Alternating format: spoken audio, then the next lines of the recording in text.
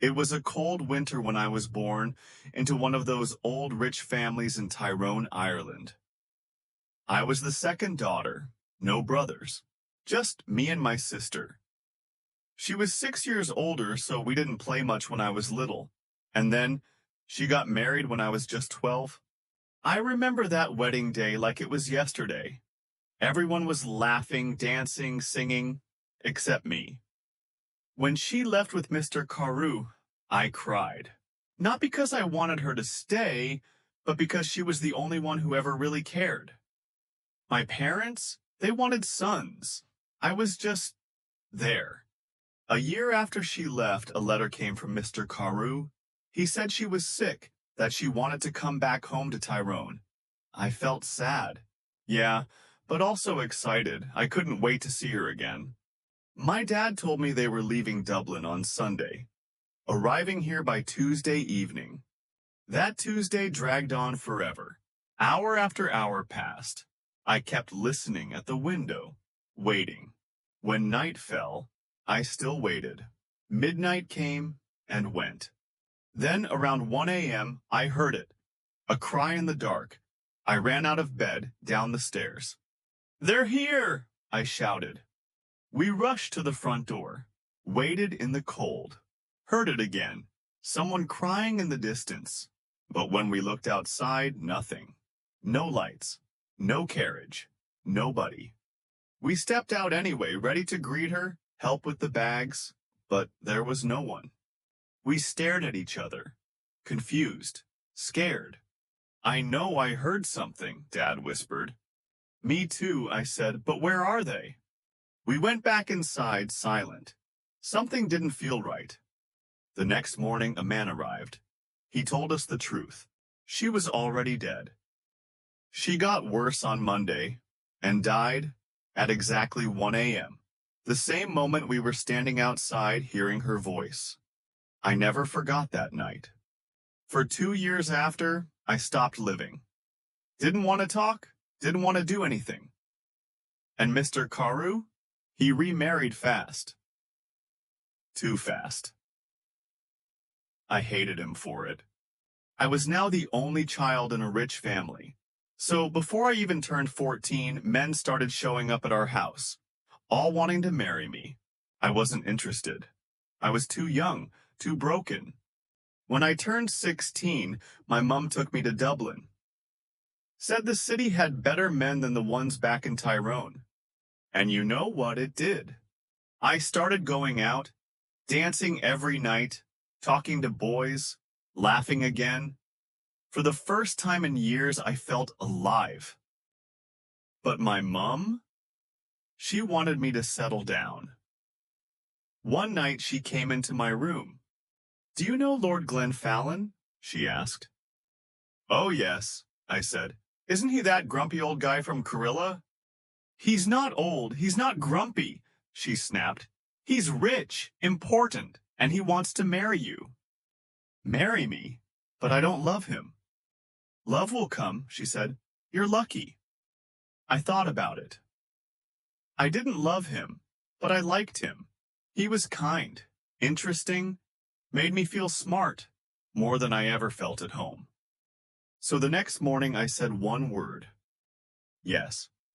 Lord Glenn Fallon and I got married the next spring. 2 days later, we left Tyrone. 3 days after that, we arrived at Karilla. His house stood near a river, surrounded by trees and flowers. Birds sang. The sky was blue.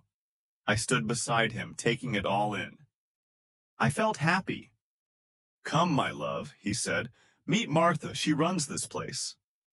Martha was an old soul with kind eyes and a soft smile. She showed me around.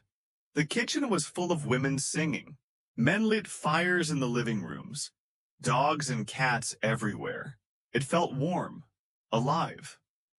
"This is your bedroom," she said, opening a big brown door. I stepped forward, then froze. There, in the middle of the room, something black, big, standing still, like a coat, without a body inside it. I jumped back. "What's wrong?" Martha asked. Nothing, I lied. I just thought I saw something. She looked at the door. Her face turned pale. That's the black coat, she whispered. When someone sees it in this house, something bad is coming. She told me she saw it once as a girl. The next morning, Lord Glenn's father died. Something bad was coming again. We went downstairs for dinner. I tried to forget it, tried to be happy. The next day, we walked through the gardens. I told him how much I loved the house. He stayed quiet for a long time, then suddenly grabbed my hand. Fanny, he said, listen to me carefully. Promise me you'll only go into the rooms in the front. Never go into the rooms at the back. Never go into the garden behind the house. Promise me. I promised, but I didn't understand why he looked so scared. Why he looked like a different man. A month later, I met her. I went to my room after lunch to get my hat. Opened the door, and there she was, sitting by the fire.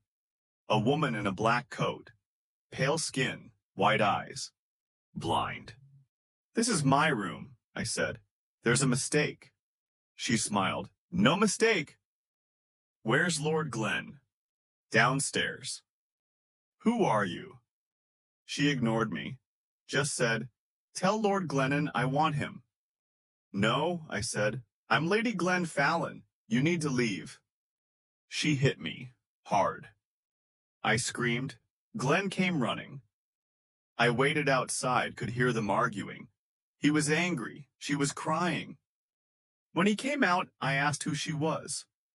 He didn't answer. His face was white again. Forget her, he said. But I couldn't.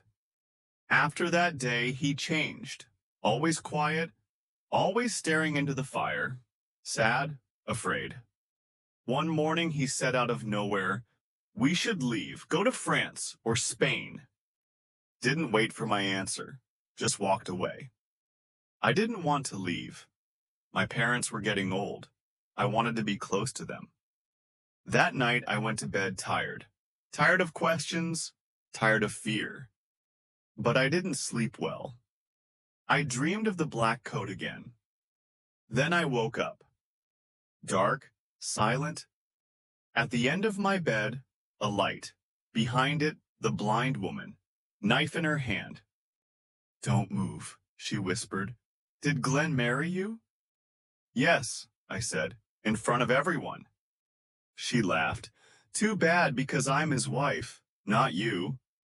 She leaned closer. You must leave tomorrow or I'll kill you. Then she vanished. I didn't sleep again that night. In the morning, I told Glenn everything. Did you go to the back rooms? He asked. No, I said. She came to me. He didn't speak for a long time. Then finally said, she's not my wife, you are. Don't listen to her. I ran to find Martha. Tell me the truth, I begged. She sighed. The woman in the black coat, she whispered, is dead. She's a ghost. She was Lady Glenn Fallon. Nobody knows how she died, only that her room was at the back. Someone saw Glenn with a knife the night she died, but no one knows for sure. When we found her, the knife was on the floor, and her eyes, they were cut out. So he wouldn't let her see his new wife. Me. I didn't wait for another word. I packed my things. Told the driver to take me back to Tyrone. I live with my parents now. Quiet house, good sleep, friendly parents, for once. Sometimes my sister visits me at night, in dreams. She says the blind woman is still looking for me in Karilla, still wants to kill me, but she can't find me. She has to wait for the next Lady Glenn Fallon.